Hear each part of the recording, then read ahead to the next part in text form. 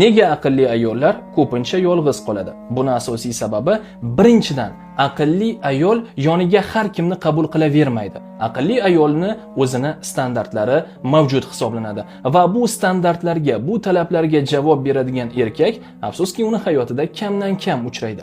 Ikkinchidan bo'ladigan bo'lsa, aqlli ayolni aqli ko'pincha erkakni shoshirib qo'yadi hamda bunday aqlli ayoldan ba'zi erkaklar qo'rqadi. Nima uchun? Chunki hayotda ko'p narsani tushunadi, ko'p narsani biladi, his qiladi. Mana shuning uchun ham dominantlik, ustunlik aqlli ayolni qo'lida bo'ladi.